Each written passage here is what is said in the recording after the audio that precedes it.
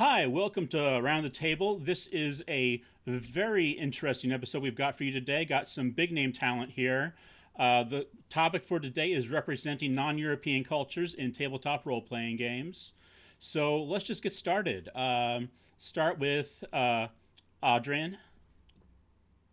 Hello, I'm Adrian Mejia. My pronouns are he, him. I am the lead developer and designer of the Koboa project, the South American fantasy setting. We're on 5e, we're on Black Flag. We are a setting inspired by South American stories and made by an all South American team. Beautiful. All right, Connor. Well, it's awesome to be with you all. I'm Connor Alexander. Any pronouns are great for me.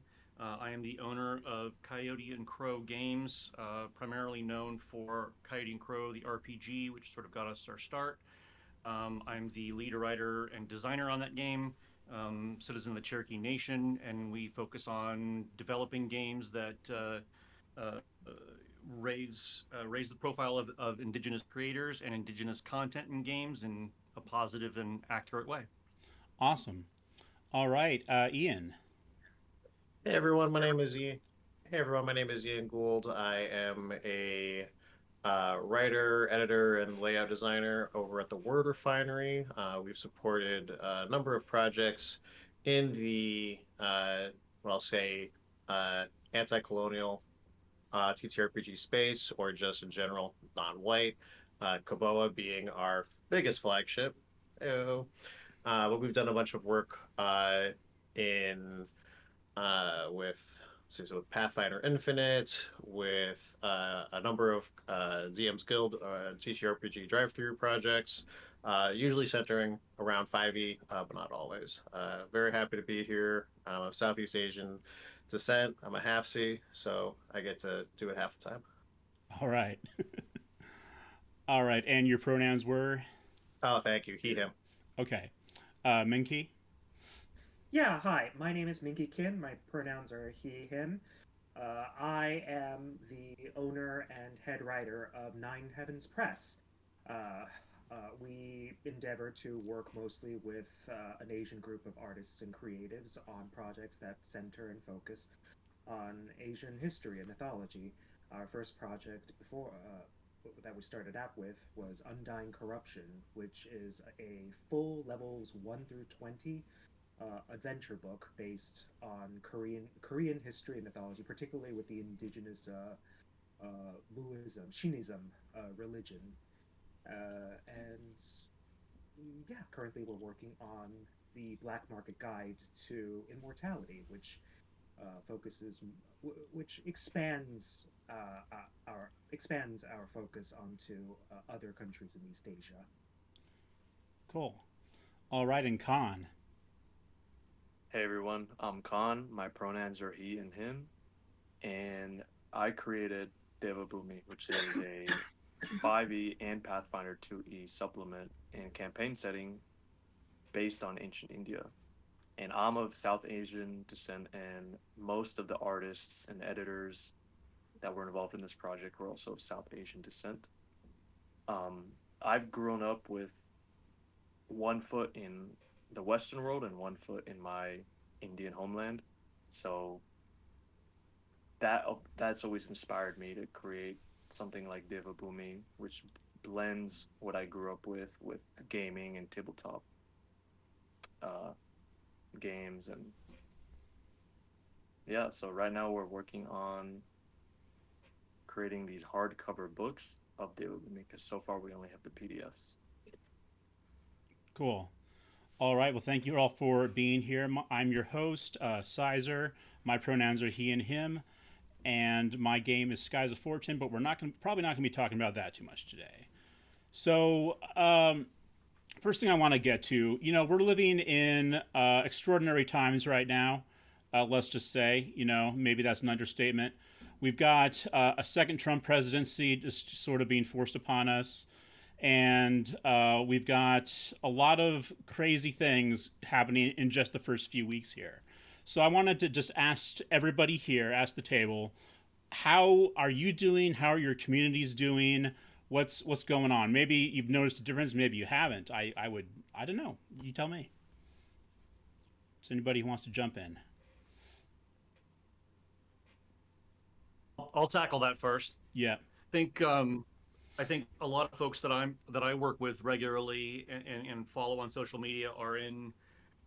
We've already been sort of in a state of continual battle mode, right? Where we already had our defenses up. It wasn't like a lot of the problems that we're dealing with right now weren't, under the Biden administration as well. But this is definitely a refreshed call to action, I guess. Especially with the, his threats around the 14th Amendment and birthright citizenship. That can have real heavy implications for the sovereign nations of North America. And I feel as though we've got this sort of vacillation between exhaustion and like how can we deal with more, and on the other end, on the good days, we're like, well, we're already in the trenches, we're already armed, and we're already fighting this fight, so we just got a renewed sense of purpose. And I think at least that's how I'm feeling on a day-to-day basis. Okay. I'll chime in here. There's in addition to working in TTRPG space, I also work in the medicine space, and it's been a challenge in that community because there's a kind of a growing body of literature that's becoming inaccessible. So that's been a new development. And in the TTRPG space, I'll call a spade a spade. Yeah, being in a world where you are fighting against a politically adverse opponent who's domineering and tyrannical and fascist isn't something that a lot of my communities want to do in their spare time right now. I've seen a lot of people kind of pull out their X card and be like, "Hey, can we just have like a more easygoing campaign right now, or can we do something that's just like generally positive, where we are in a fantasy world that has manageable problems that we have an impact on, because that would be really pleasant, right?"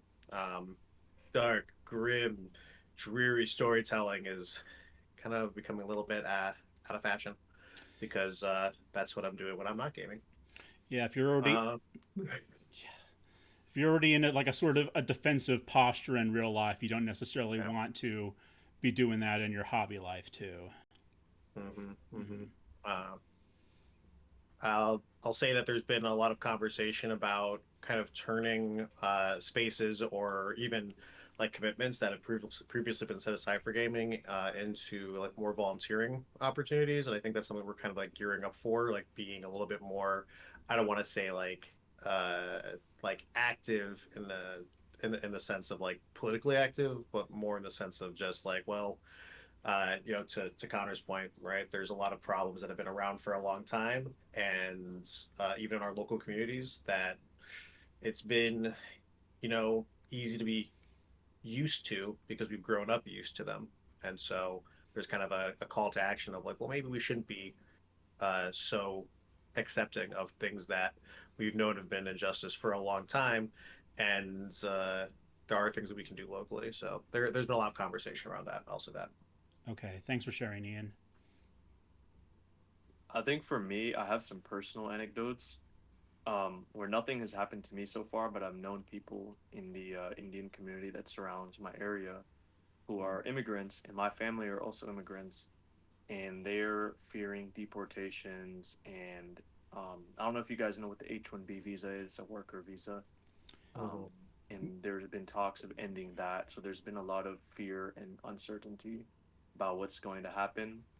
And then we've also spotted some ICE trucks, like the deportation people, in our area. So that's been causing a lot of fear. So overall, it's just been a very concerning time for us. Yeah, I've seen that reflected with some of the my Latino coworkers at the clinic in which I work. Mm-hmm. Connor, I think you're muted. Yeah, I was going to say, thanks. I was going to say, too, regarding the H-1B, what's ridiculous about that is how much it shoots the U.S. in its own foot, right?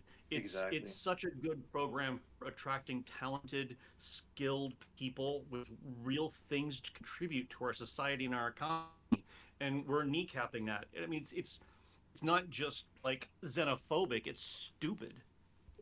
Well, I My mean, I'd argue all the xenophobic stuff going on is stupid. You know, like Oh, lately. what makes my this country family came here amazing. on. Oh, sorry. Go ahead. Oh no, you go ahead. Sorry.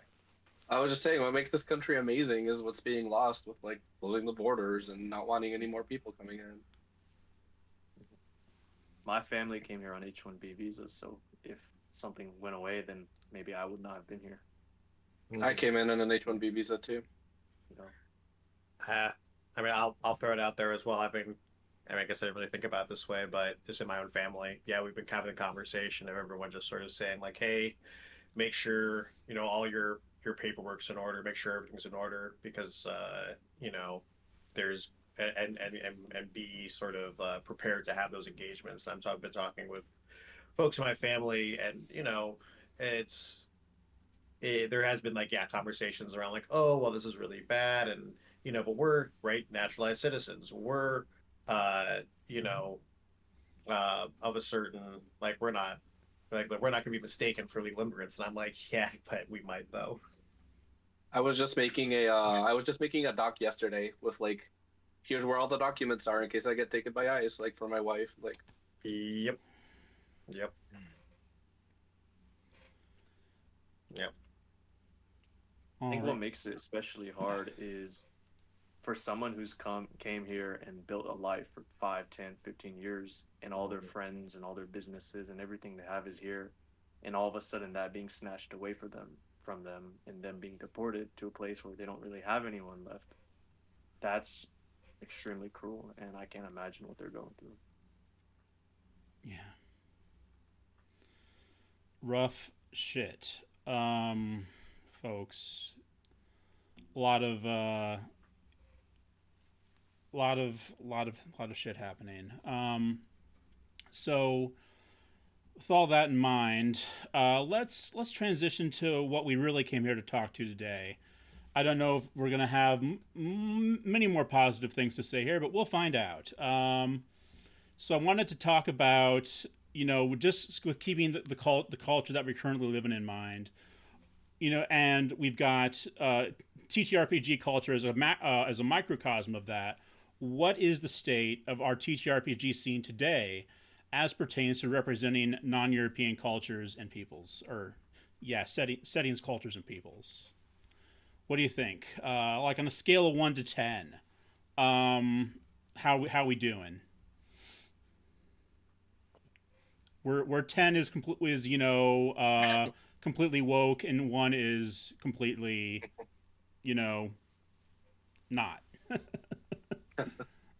I mean, I would make a strong argument that it's at the best it's ever been. I mean, it could definitely be better, but Mm-hmm. I would definitely argue that we're seeing a lot more non-European type things, a lot more non-European influences. And I think we're seeing a lot of innovation in places where that's being followed.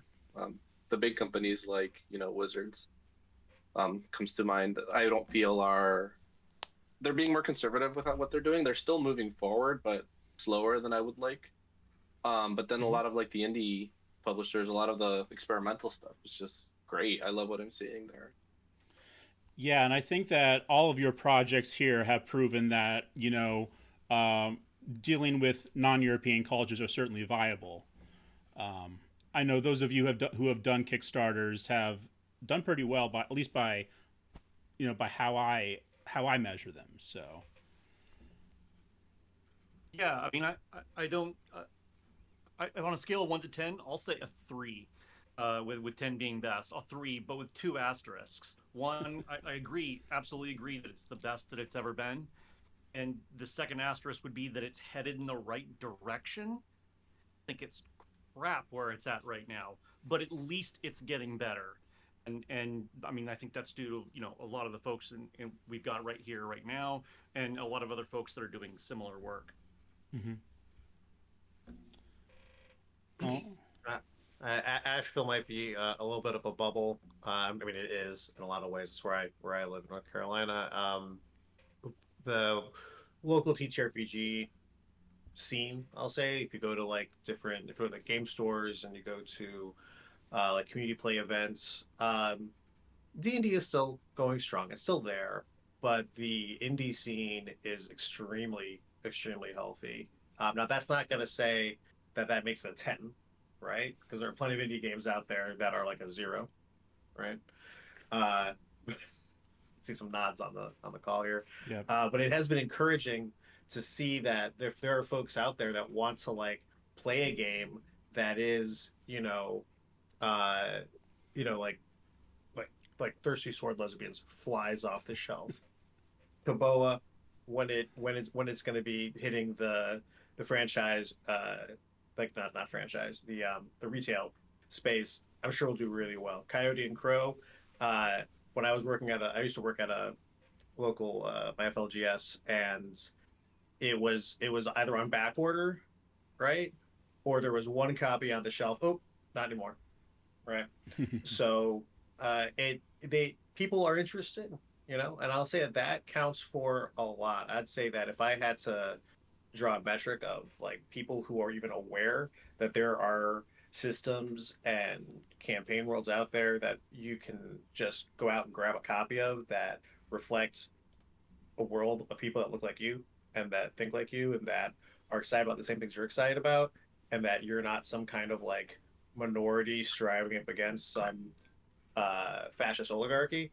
If you don't want to have that in your fantasy world, like there are options, and I appreciate that. Now that is making a 10, right?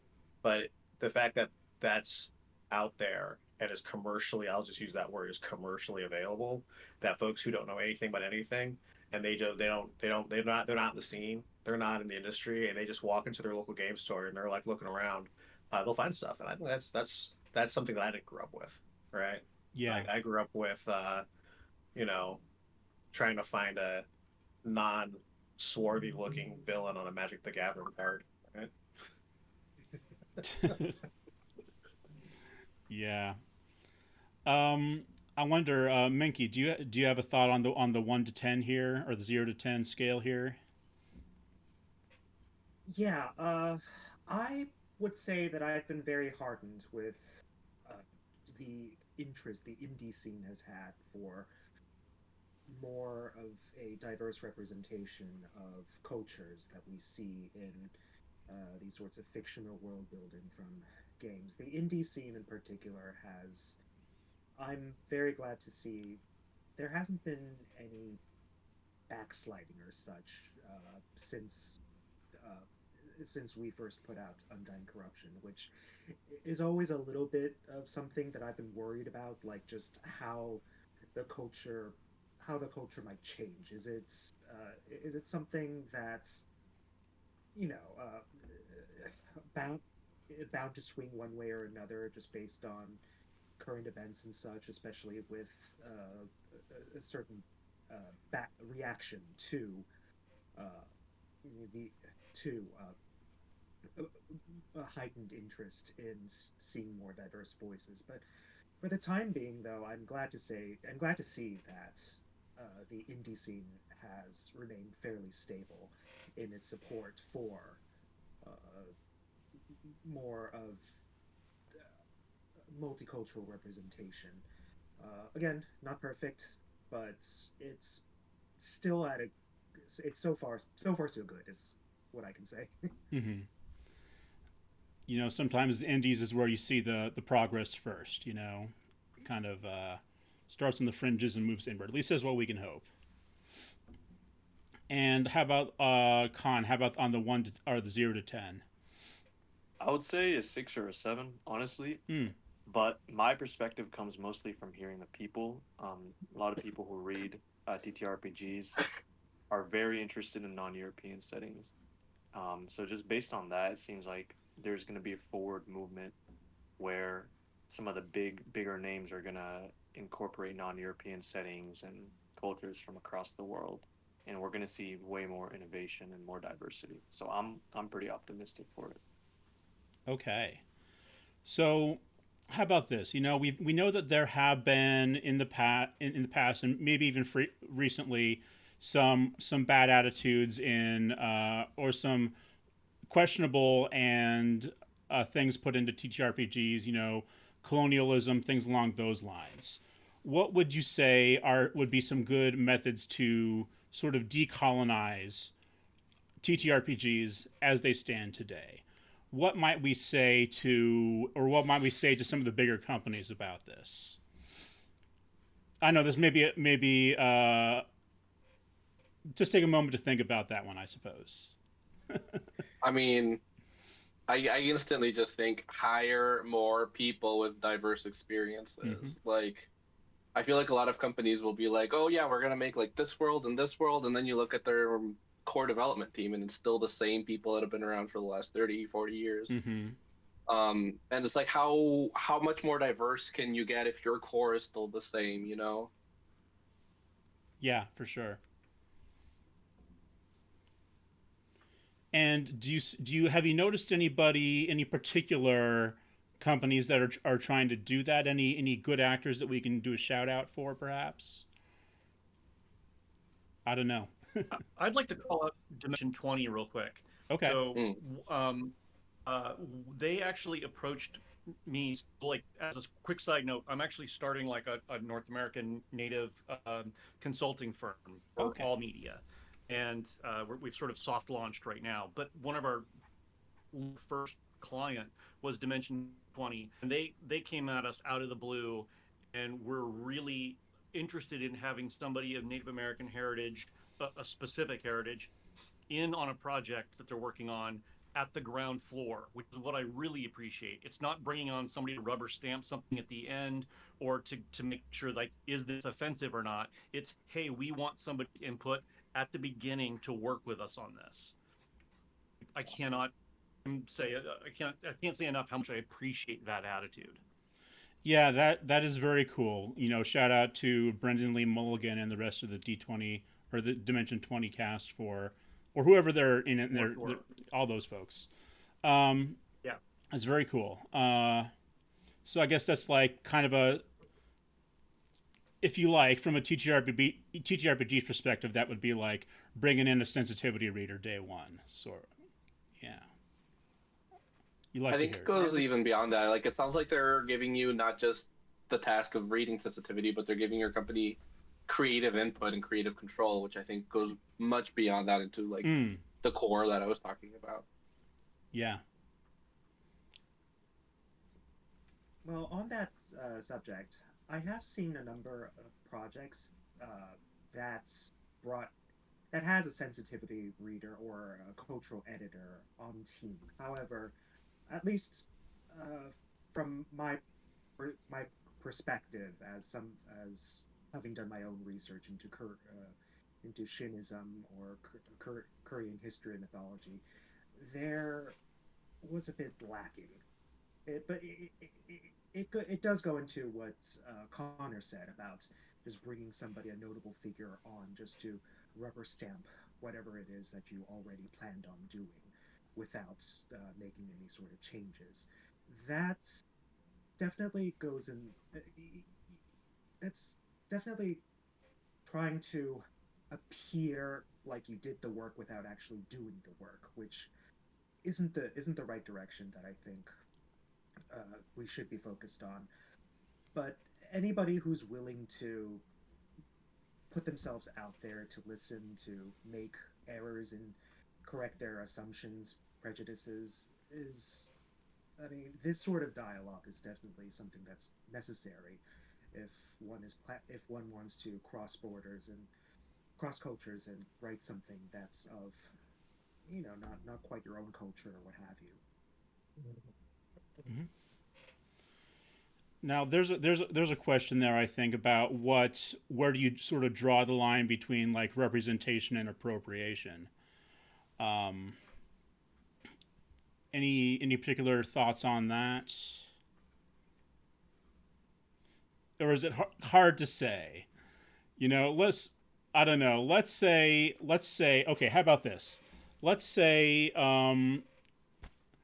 I, a white man, want to write a story about a black woman living in Harlem. I live in Iowa, okay? So I don't know much about that. Strong start. I love this. So, what do I need to do to make this a viable, valid project? Is it just research? Do I need to engage people living in Harlem? What do I need to do? I mean, I have you think considered about? Okay, go ahead. Go ahead.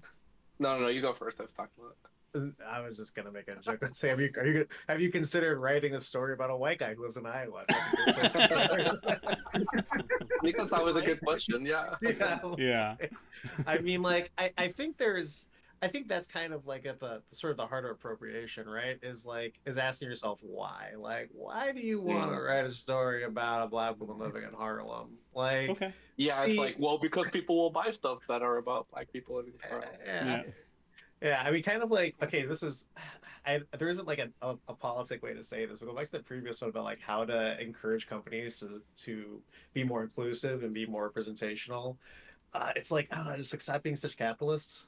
Like, I know it's not going to happen, but if you're trying to get the rainbow dollars or the Desi dollars or however you want to put it by putting something out there to appeal to your audience, like, that's already like it's disingenuous from the start, right?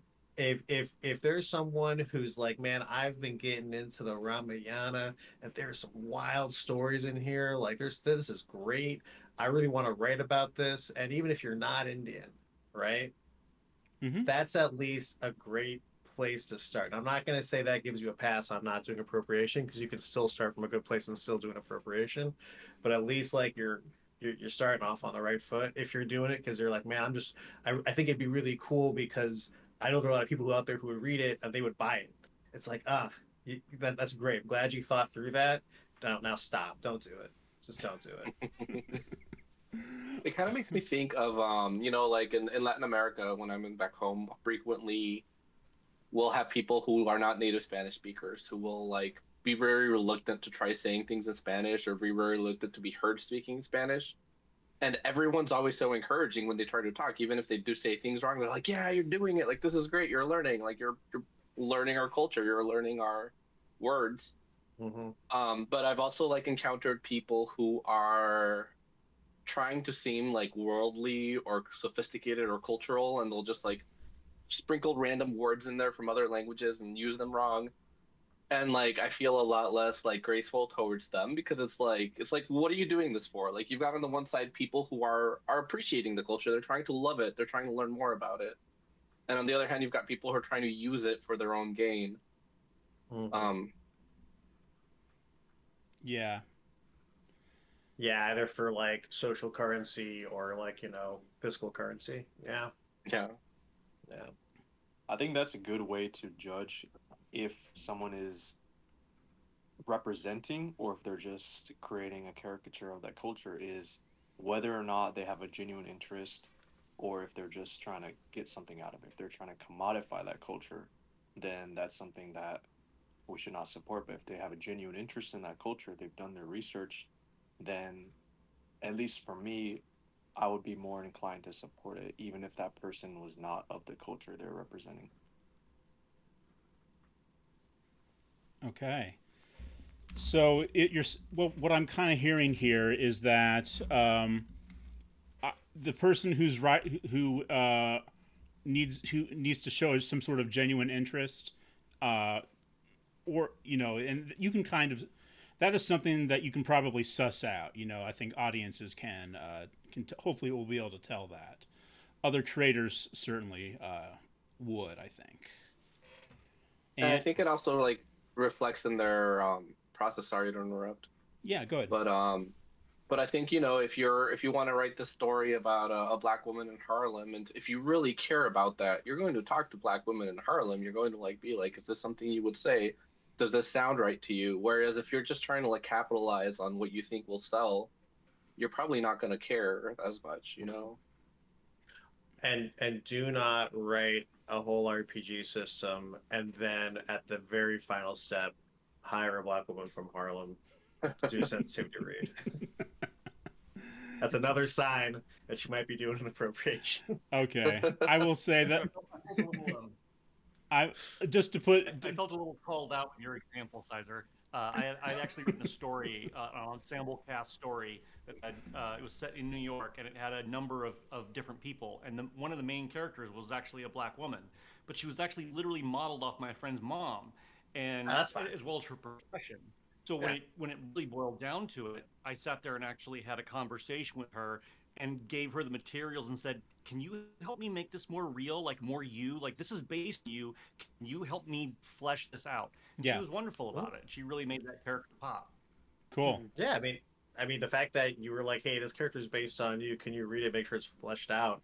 And she didn't just like strike you where you stood. That says a lot. Yeah. It's like there's a lot of work you have to do before you can have that conversation. You can't go into that cold. Yeah. Absolutely. All right, and I just want to say, as far as my game goes, are using sensitivity readers, and I'm doing interviews with people from the Caribbean, which is kind of important to our setting. So there we go. Yep. So trying to cross those I's and dot those T's. Yep. Yeah. Okay. Any thoughts on appropriation from Connor Minky? No. Okay. I was Let's. just going to say one other thing I Yeah. wanted to throw out there too is that a lot of it comes from whose story are you trying to tell, right? Mhm. Like the to reference back to the story I was just talking about, the main character was not a black woman. It was coming from a different perspective, but she was in that story. And so I think I was not trying to tell the story of living a black woman's life. I think whose story are you telling is a really important question there. Yeah. Mhm. Okay.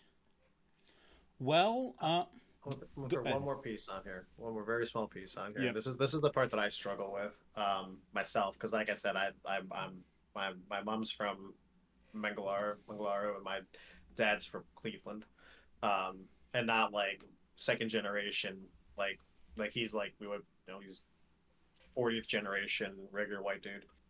Um, when I'm writing a story about a non-white, non-European, non-American culture and the characters that live in it, I have to stop and ask myself, did I just write a story about, like America and then I kind of like put some like flair on it? Hmm.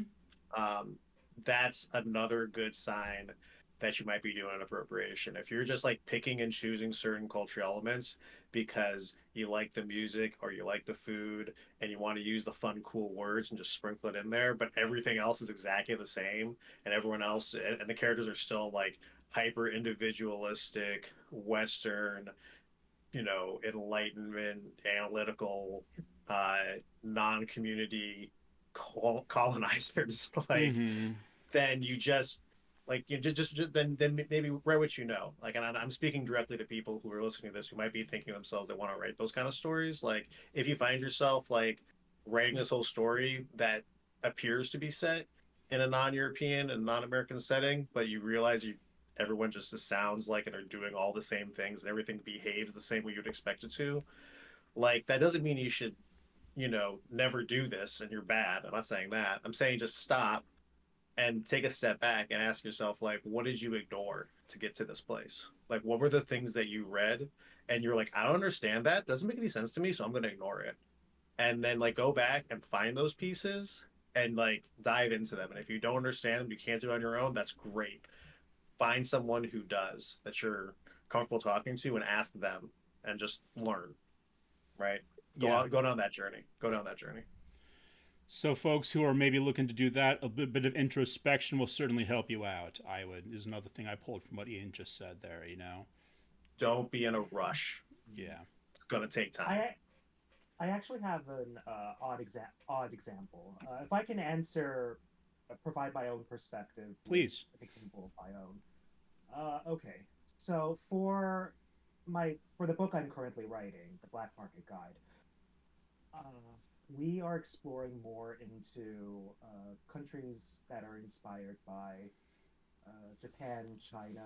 Hopefully, we can get to Mongolia. But it's an interesting situation because, again, I'm a Korean person. Just because I'm from the East Asian region does not mean at all that it does not mean at all that I am equipped to write about Japanese culture or Chinese culture, particularly Chinese culture, which is, well, I mean, Japan too. There's a lot of diversity in those countries uh, that require a lot of perspectives that I need to bring into this for this to work properly. Which, and what I've done when trying to write the countries of the Kyogen Federation based on Japan and Longshin based on China is I did not start the groundwork myself. I brought in Connie Chang to help build the foundations for Longshin. I brought in Kappa Chris to help build the foundation for the Kyogen Federations. People who are part of and experienced with the cultures that I would like to write on, because Korea has had inextricable relationships with these countries in their history. Uh, Basically, how we've been handling it is we've been sharing notes. We've been keeping dialogue going. We've been showing each other's notes to see this is how our countries intersect. What do we say about what we wrote here? And we just have to fix along the way. It's messy. It's messy. We're not going to get it right at the very beginning, but hopefully through this regular dialogue, through we're able to achieve a synthesis that brings about the best possible world building, most reflective kind of world building that it can be. That's exactly how we've been doing world building for Koboa too, because South America is big. I am from a tiny little country within South America. So in Koboa, we have like 5 different territories that each are based off of different elements of South America, and each of them has been given to a different creator to be like the main person, somebody who's closer to what they're based off of. So we have 2 indigenous territories that are world built by indigenous people, and we all the 5 of us just like work together, try to like align with each other, and that's like what you were saying, Minky, and I think it worked really well. So I'm really excited to see what comes out in your setting. Mm. Absolutely. So let's talk about your all of your projects real quick. What I would like to know, well, we'll talk that length anyway. We'll talk. My question is, what were your goals with your projects? I mean, what were you trying to do differently, or what innovations were you trying to bring on forward when you were working on all the things that you worked on?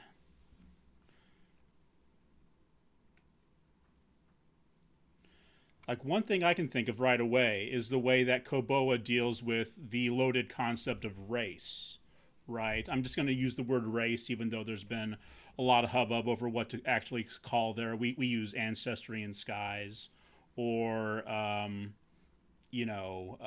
species in D&D, I guess, various other things like that.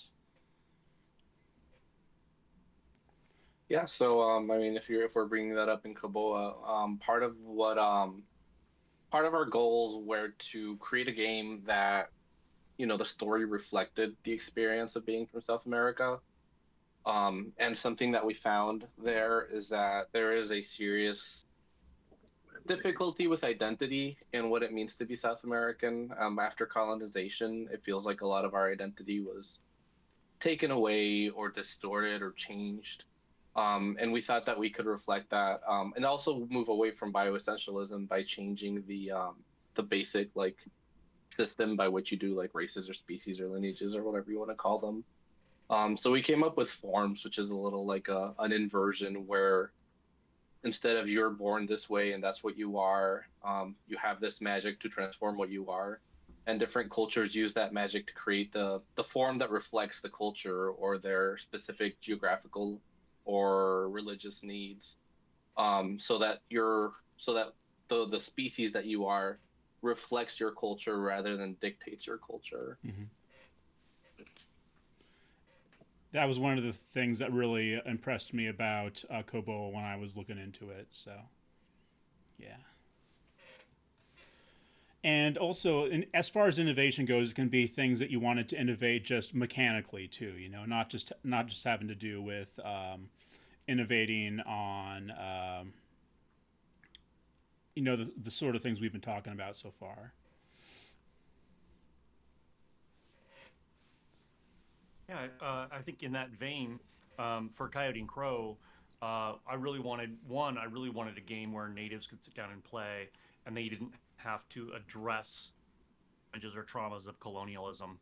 I wanted just them to just be able to play in a world where they can see like maybe a little bit more hopeful or positive future for them, and still have adventures and drama, but without having to deal with the colonial baggage that goes along with that, right? But specifically regarding mechanics, um, I really wanted to put in elements of the game that would encourage um, play that doesn't revolve around just finding something and killing it. I Mhm.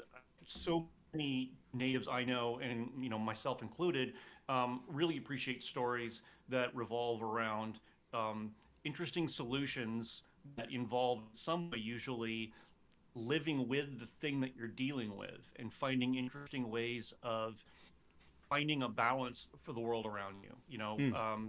Uh, as a very pointed example, the scenario that's included in the core book, the spirit that you have to deal with, you can choose to fight it, you can choose to hack and slash it to death, but it will reconstitute in a few weeks, and the hero will have gone by then, and then the bad guy is right back in the village doing what it was doing before. So it's a temporary solution at best, which means you need to start thinking in ways other than hack and slash. And for me, that was really important to find ways to encourage that kind of play.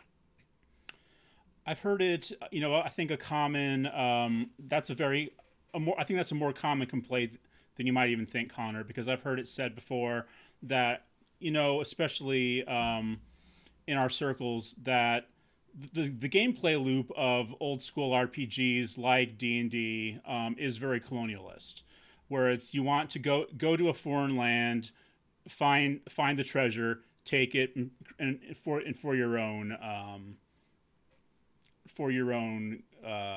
enrichment, and finding ways to break out of that cycle, I think, is something that a lot of people would enjoy using to play. So, okay. Any other thoughts on innovation with your projects?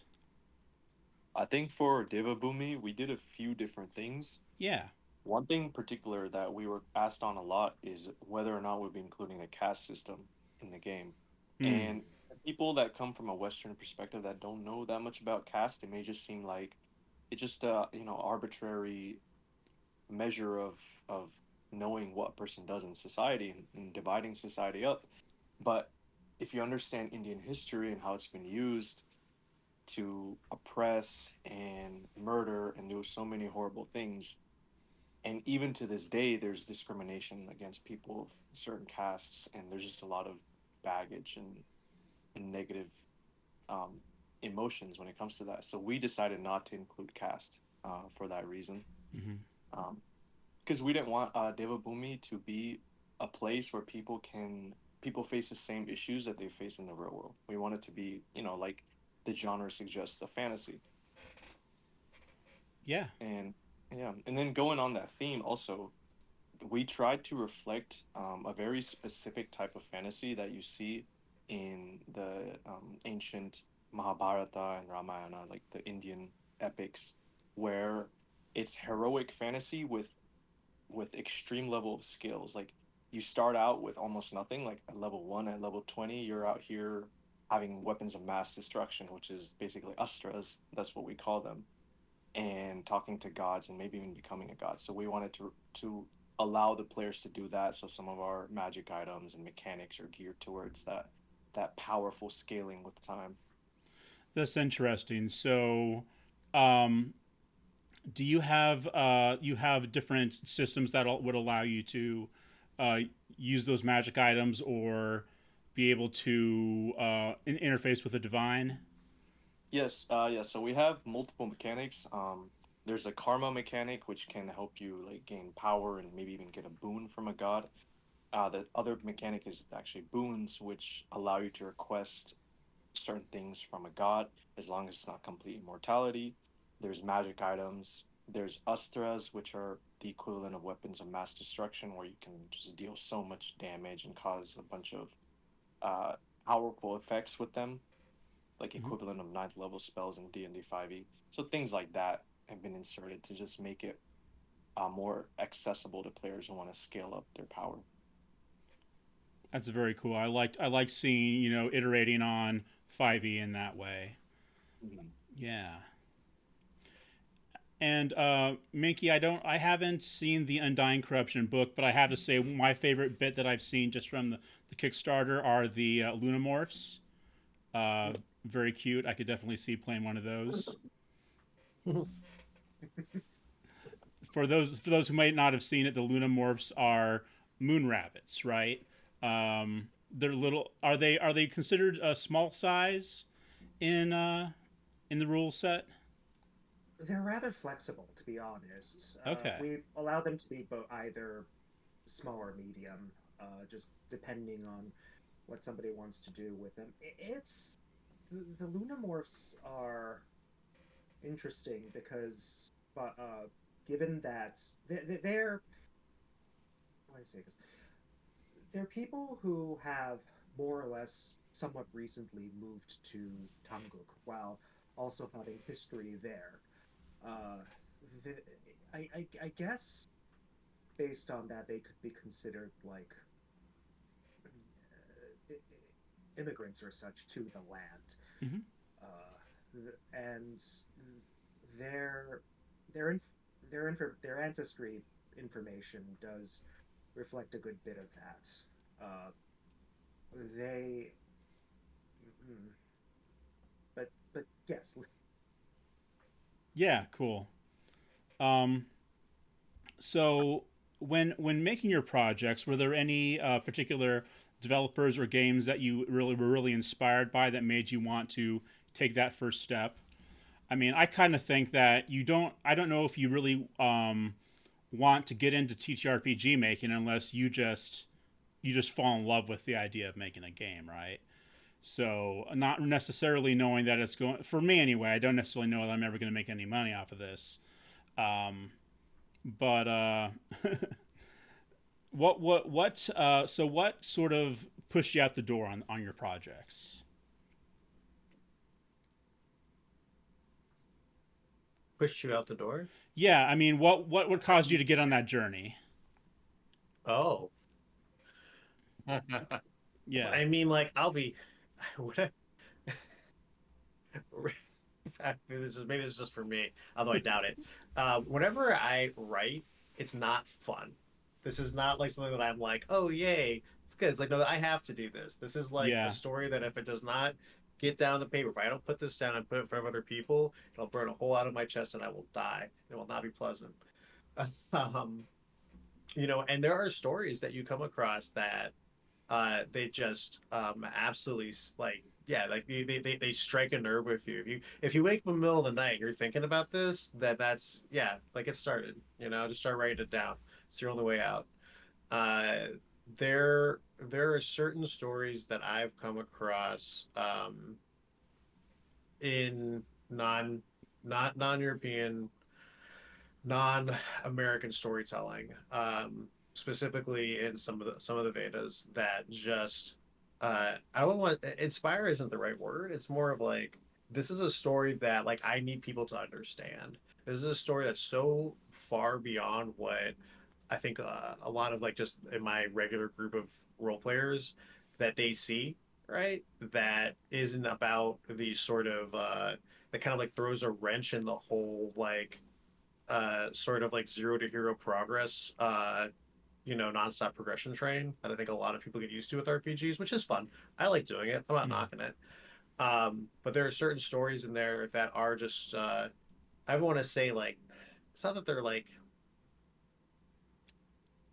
there's a certain amount of like Christianity, and again, not knocking Christianity, but there's a certain amount of Christianity that like shows up in a lot of TTRPGs about just like character tropes and cliches and certain story beats that we expect to see about mercy and forgiveness and community building and turning the other cheek. These are not bad things to practice, but they become ingrained in our brain and they become like what I'll call the default setting, and it's not true, right? That's just there's a lot of ways to tell these stories, and when I see certain stories that are about uh, a certain amount of duty that has nothing to do with reward or even sacrifice, but just diligence, that's something that I'm like, that really that gets me, and that starts getting put onto paper. Now, I want to caveat all of this, uh, listener.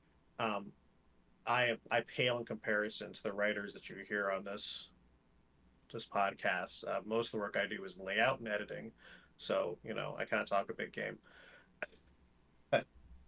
uh, that's what I find that really compels me. I'll say that. Okay, cool.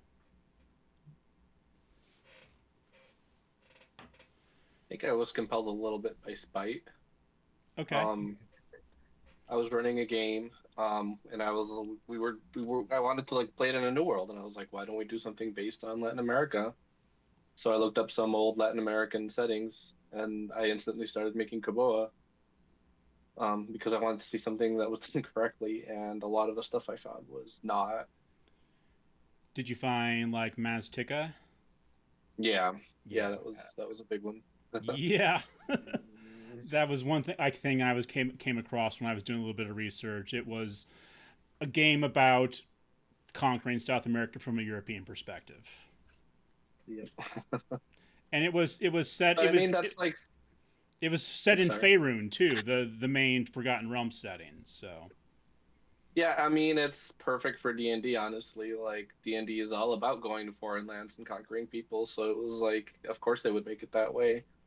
yeah. Um, Well, I mean, good for you though that you turned that you saw something that was not being done correctly and then decided to do it right. You know. Man.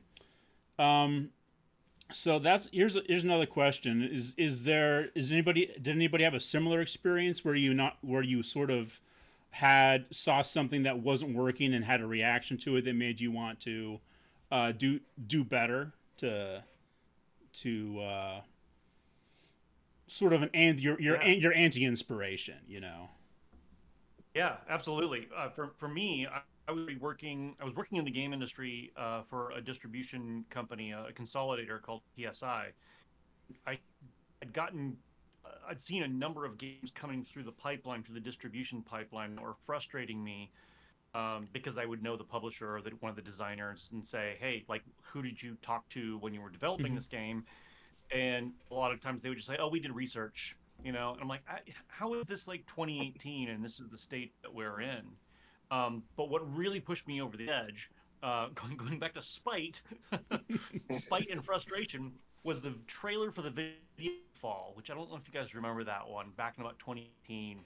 This sort of like alternate Victorian history where there's this like sort of weird steampunk version of London, and a disease breaks out, and they have to go to the New World Mm-hmm. to find the cure. And it's full of like mystical beasts and magical shamans.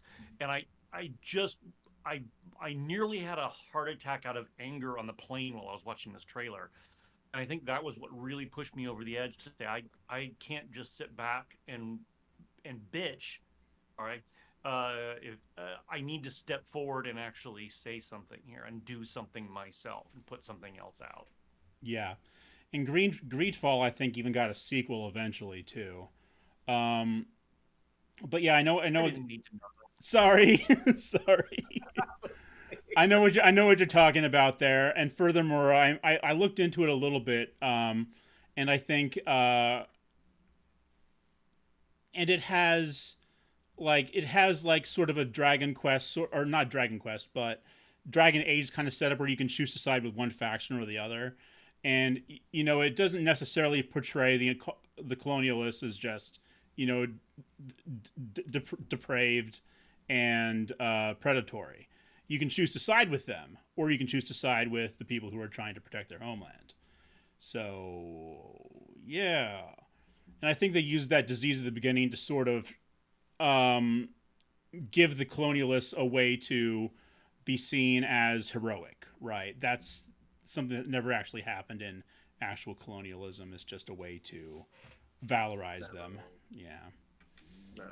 Yeah. Yeah, I No. mean that's definitely what's missing from culture and media right now is a justification for colonization. You know, like we see Mhm. all these works about people being colonized, and there's just no like I'm being sarcastic, obviously. Like there's always justifications for it. I always hear about it too. Like in Koboa, they're like, "Why did you make the colonizers so evil? Why couldn't you come up with a good reason for them to be colonizers?" It's like, oh my God. Because Have there you met never the was one. colonizers? Oh damn. Benevolent colonizers. Yeah, benevolently dying of scurvy. Beautiful. Oh man. So okay, how about this? Do we have like positive do we have more stories of I was inspired by someone or something to go become a game creator? I mean, I should definitely say I was very inspired by Coyote and Crow and by the Islands of Sinauna. Um, those were just amazing works that just made me think like, wow, this is possible. This is something that we can make. Yeah. When, Yes, second on Islands of Sinauna. Same. Third. I mean, I That was definitely echo fantastic. yeah, I'd echo Coyote and Crow when it came out. I tore through that and I was like, I can't believe this got made. mhm. Neither can I. I still can't believe it got made. Yeah. I think for Devabhumi, I've always known I wanted to create something like this in the back of my mind ever Mhm. since I started DMing. But I think the itch really got strong when I went to India in 2023, and I pretty much toured most of North India, a little bit of South India, and I was like, man, the world has to see this. So I came back after I finished school, like beginning of 2024. I started writing. Cool. Yeah, just you gotta eventually you gotta put pen to paper, right? You can't just let it be something in your head. And that's Exactly. for me that's the hardest part. It's just getting started. Where it was the hardest part, you know. Yeah. Yeah. I remember just having my notes app open in my phone, and that's where I wrote my first draft. Actually, when I had any time where I could sit for an hour, 30 minutes, while I'm at the card shop or something, I'll just sit down and write. Cool. All right. I'm gonna pick on Minky again. Do you have any Yeah. thought? Yeah, go ahead. Do you have any thoughts about Yeah, why you got started on your journey? yeah, I did want to say. So I have a slightly different experience in terms of representation of my culture. It's been it's been very modern. Like at a certain point, it started to become dawn on me that there's really there really just hasn't been anything really reflected of Korean history in at least in Western media. That changed a bit with the Netflix show Kingdom, Hmm. with basically a zombie apocalypse in the midst of the Joseon era, which I was pleasantly surprised it did pretty well. I watched it. I had a blast just seeing it. It had all the trappings of a very much traditional fantasy story, except in the under the context of Korea at this time, with with the dynamics between the stratifications of different classes and the intrigue of the courts kind of putting the lands into turmoil.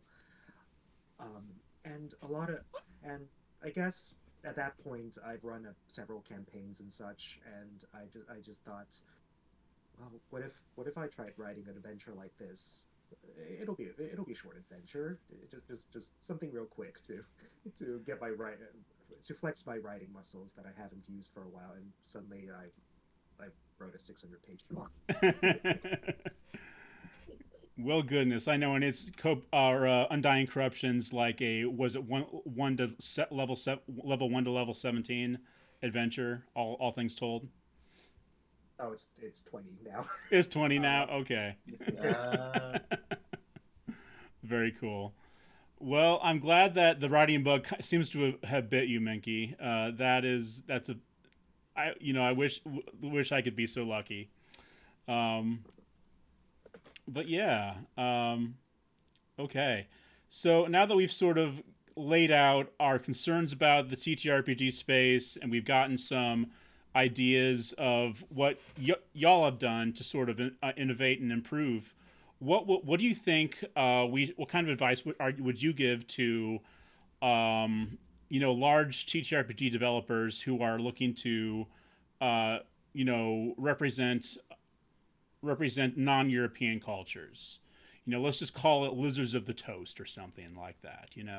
What advice do we need to give to the lizards?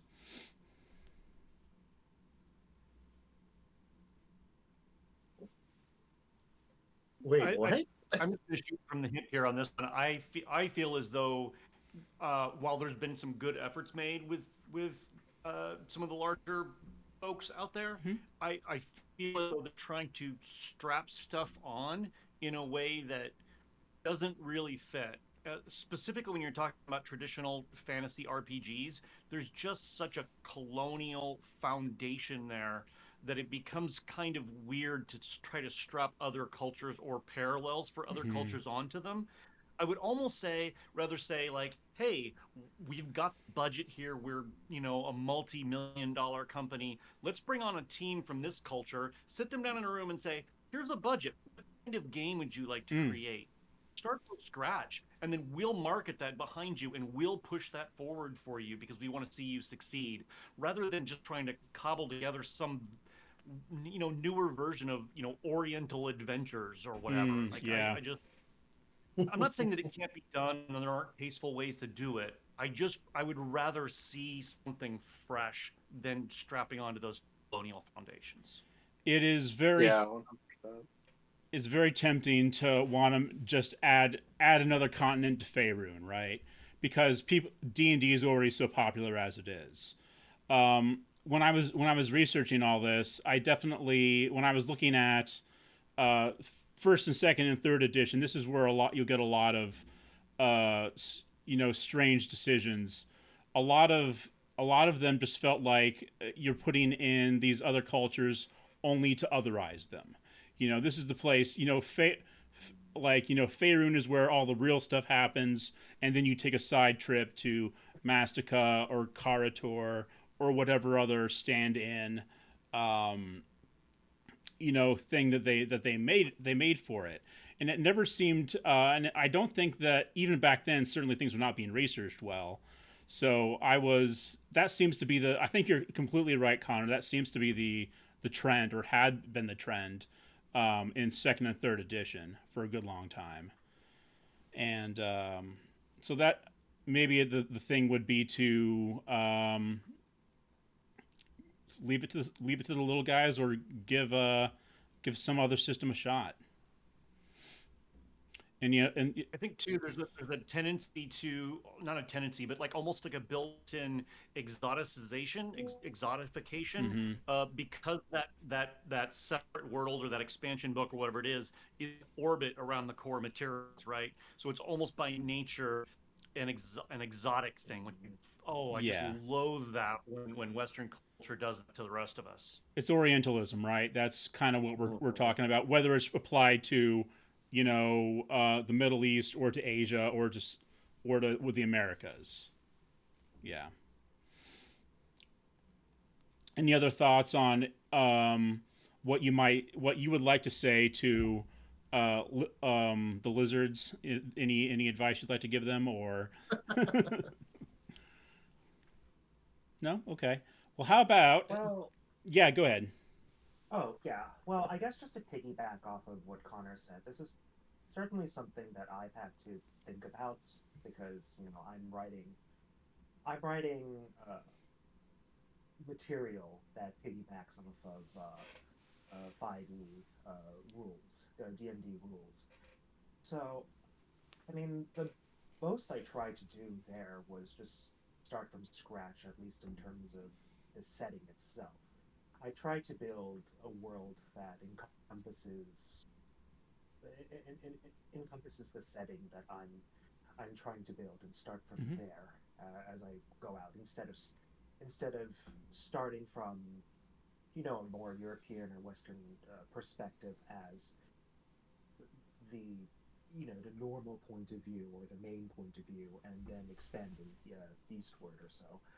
It's I I can't I'm sure I'm subject to criticisms for my own approach on how I handled my own work, but hopefully that by starting anew from fresh, at least with the setting that doesn't have the same baggages or the same history of larger existing settings, might have Hmm. helped to distance itself, or may or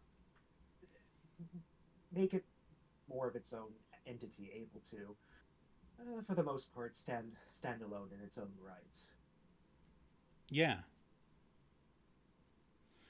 Yeah, I think that's a good way to go about it. Give the self yourself the room to breathe your own identity into your work.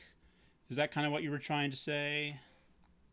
Uh, yeah, more or less. Yeah. So I guess if I had to give advice to the lizards, uh, based, based on that, it would certainly be just they have to take more risks. Like they have to let people that they normally wouldn't have uh, more let them onto the driver's seat.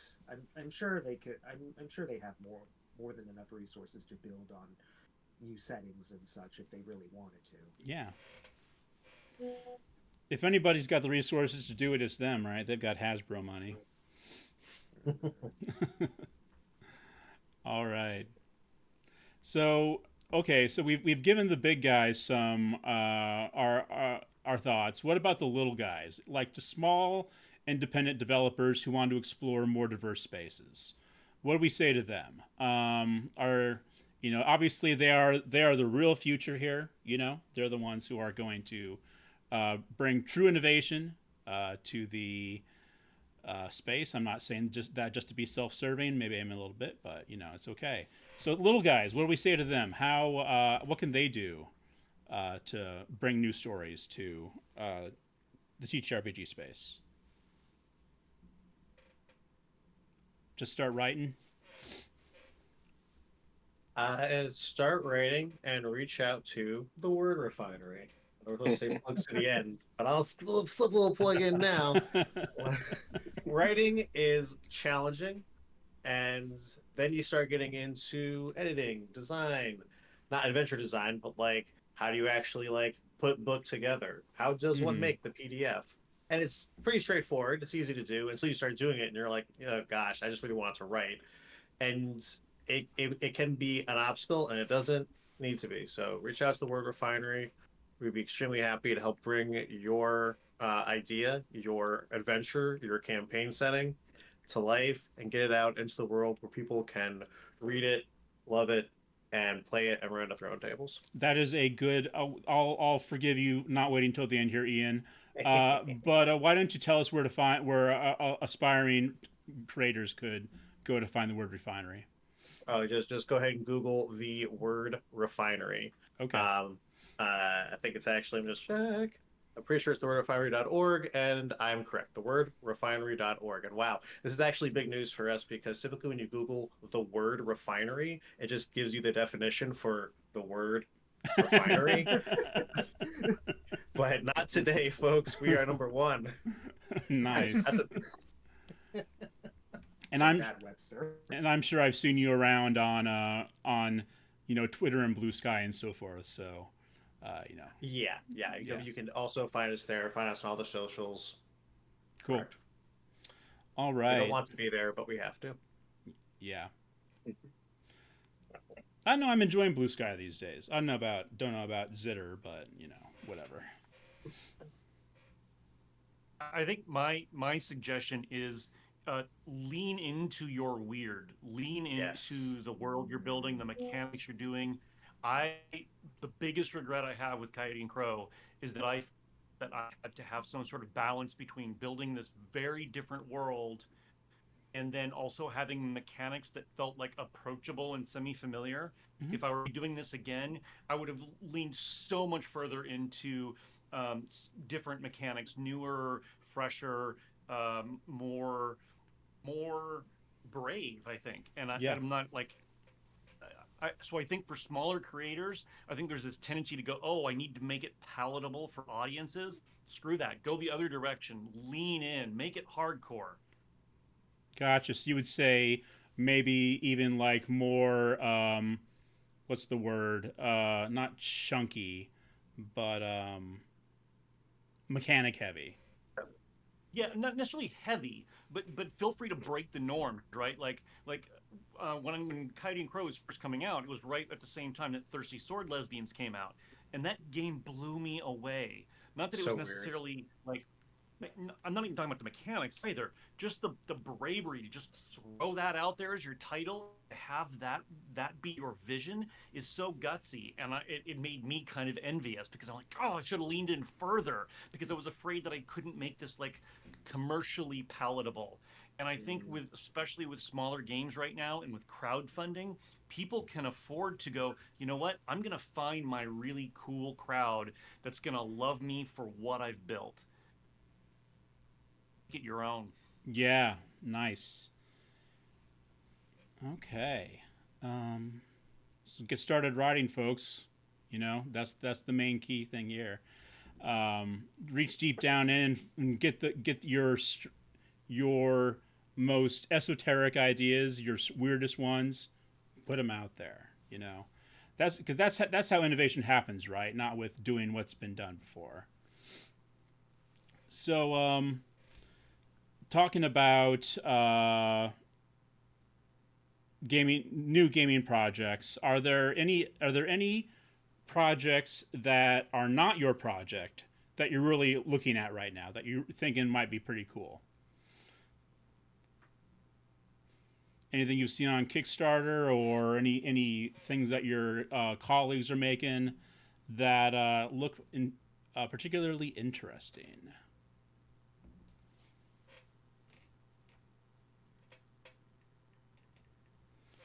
Let's see. I'm trying to think here if I've seen anything too. I've mostly been looking at your guys' projects the last week or so, to be honest. So. Oh, this is upcoming stuff, not stuff that's already come out. Well, yeah, Is that what we're- either one actually. If there's something that you wanted to give a shout out to, I'd say go for it. Yeah. Sorry, Minki, were you saying something? Oh, no. Okay. All right, Let's. let me just look at my list of things I've been reading lately. Yeah, I don't do the same thing. Yeah. It's weird. I don't think I've seen anything like really recently that's leaping to mind. Everything's either something that's completed and waiting to crowdfund, or um, uh, yeah, huh? Yeah. Interesting. Sometimes it's hard to tell if its Kickstarter isn't already going. It's hard to tell where it's at too. Oh, I would like. I wanted to. I will throw out a board game that I'm really excited to get. That's about to deliver. Yeah. From Absurdist Productions called Winter Rabbit. It's from a fellow Cherokee designer friend of mine, Will Thompson, and it's a great integration of sort of like worker placement, and it's got a lot of Cherokee lore in it, but it's very approachable, amazing art. And I love that all cards have both English and Cherokee on the cards and the components, and that there's a Cherokee rule set included in the book as well as English. I love that. Cool. And the name one more time. That is Winter Rabbit. Winter Rabbit. It is delivering Kickstarter right now, and it'll probably be in retail in a few months. Okay. Cool. I've got written on a post-it next to my desk here that Koboa pre-order kits are still available. Oh wow! Oh my goodness. Amazing. Yeah, I mean, Cool. How we're about talking that? about, yeah, no, we're talking about exciting projects that are long awaited that we can't just wait to get our hands on. That one is definitely near the top of the list. It might actually be at the top of the list. Yeah, absolutely. Okay. Well, that. All right. So let's then. I think we're about at the end. So why don't we go ahead and do plugs for whatever you'd like to plug for? Where can people find you, and what are you currently working on? We'll go. I'll start at the last person in the call, and then move alphabetically backwards. So, Con, where can people find you? What are you up to these days? Hey guys, so you can find me on my website, www.silvercompassmaps.com, and also on my Instagram, silvercompassmaps. And right now, I've just been working on maps because that's my main thing. I'm a cartographer. I make top-down battle maps for D&D. You can also get all my maps on my Patreon, just Mm-hmm. Patreon, Silver Compass Maps. And in terms of additional expansion for Devabhumi, I have no definitive plans yet, but I do want to do a small adventure like levels 1 through 5 based in the Devabhumi world setting. Cool. Um, and I've seen some of Con's maps. They are very cool. Definitely worth checking out. Um, They're gorgeous. yeah. Appreciate it.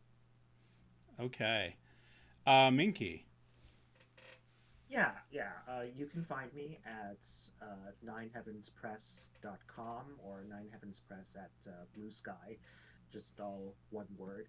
And we are still making our way through the Pathfinder 2e conversion of Undying Corruption, and we're currently working on the Black Market Guide to Immortality, uh, which encompasses themes of this pursuit of immortality in East Asian mythology. We put out some samples of 3D printable minis that we're hoping to offer for Hmm. during our crowdfunding. So that's pretty neat. Cool. Love to hear it. All right. And Ian. Let's see. You can find the Word Refinery at Facebook, on Blue Sky, on Twitter. You can also just find us on our website. You can write to us if you have any questions or want to get some more information, or you just want to reach out and chat. These days, just into Koboa. Let's see if I'm going to sort my post-it note here. Let's see here. Just finished up some stuff with the big lizards over at Watsy and Monty Cook. Some other Arcana stuff.